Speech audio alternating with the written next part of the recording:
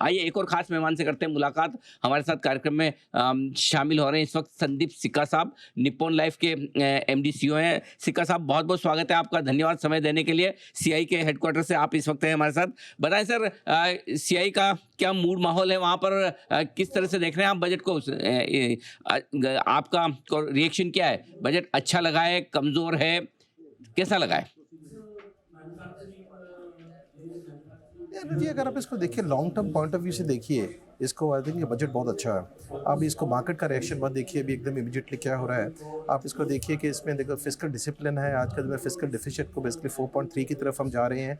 और सबसे अच्छा मुझे इस बजट में क्या लगा है कि बेसिकली जो पिछले कई सालों का गवर्नमेंट ने, सरकार ने जो इनिशिएटिव स्टार्ट करा था वो तो कंटिन्यू रहा, लेकिन कई नई इनिशिएटिव स्टार्ट करे गए हैं। स्पेसिफिकली मैं 2-3 इनिशिएटिव्स के बारे में बात करना चाहूँगा।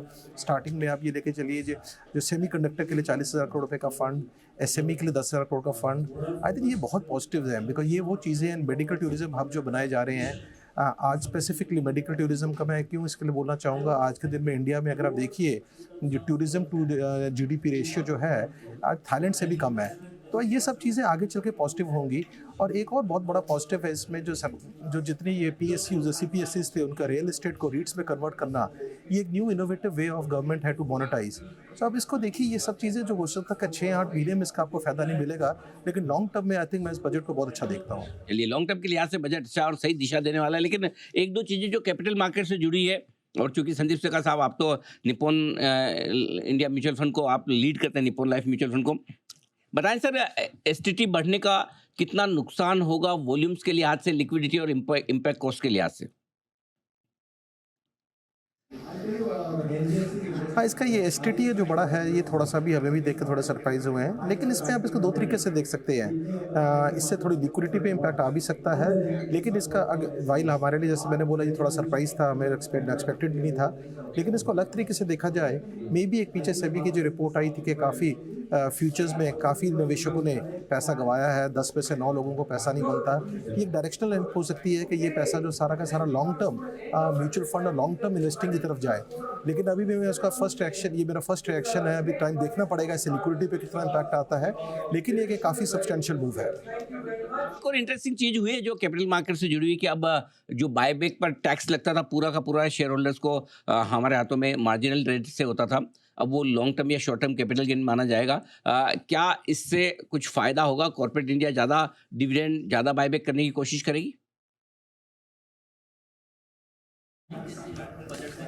ये अभी इसका थोड़ा सा देखना पड़ेगा हमारे को कैसा होगा, लेकिन ये थोड़ा सा मुझे लगता है कि इसकी वजह से कोई बहुत ज़्यादा इम्पैक्ट नहीं आएगा। अभी ये हमारा फर्स्ट रिएक्शन है, बिकॉज ये बायबैक ये बहुत स्ट्रेटेजिक डिसीजंस होते हैं कि खाली ये टैक्सेशन की वजह से डिसाइड नहीं करे जाते।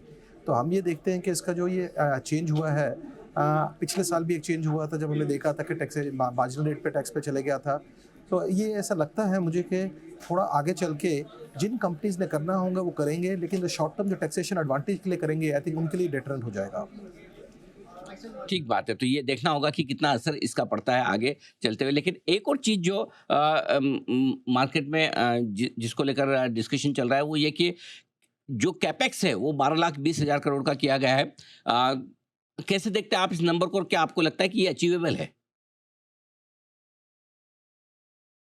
नहीं, देखो हमारे को उसको मैंने जैसे स्टार्टिंग में आपको बोला डायरेक्शनली पॉजिटिव लगता है। अभी हर बजट में क्या होता है, budget is a directional statement, आगे अल्टीमेटली तो एग्जीक्यूशन का होता है। सो आज के दिन में हम ये देखते हैं, एंड आज हम ओवरऑल आते हमारी अप्रोच ये रहती है कि ये देखा जाए कि इस गवर्नमेंट में एग्जीक्यूट करके दिखाया है। फिस्कल डिफिसिट कीजिए, देखिए जो एक इंडिया का सबसे मुश्किल चीज़ था, डायरेक्शनली सही डायरेक्शन में जा रहा है। तो केपेक्स का भी जो है हमें लगता है इतना आसान नहीं है, लेकिन पॉसिबल है।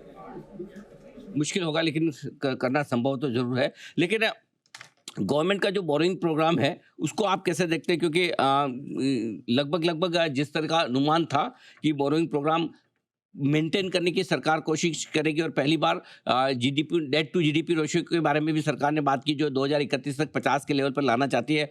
क्या फिस्कल कंसोलिडेशन या ये विदेशी निवेशकों को पसंद आएगा? नहीं, अगर आप देखिए, मैं तो ऐसा देखता हूँ क्यों नहीं आएगा। आप ये देखिए सरकार ने basically overall debt to GDP घटना शुरू हो गया है। I think almost every parameter, and मैं फिर से आप बोलना चाहूँगा, मुझे एक सबसे बड़ी जो मोनेटाइजेशन की अपॉर्चुनिटी दिख रही है बेसिकली सीपीएसई की जो रियल एस्टेट है, पूरी कंट्री में इतना रियल एस्टेट है जो बेसिकली रीट्स में कन्वर्ट होकर होगा। I think that will also help to reduce the boring.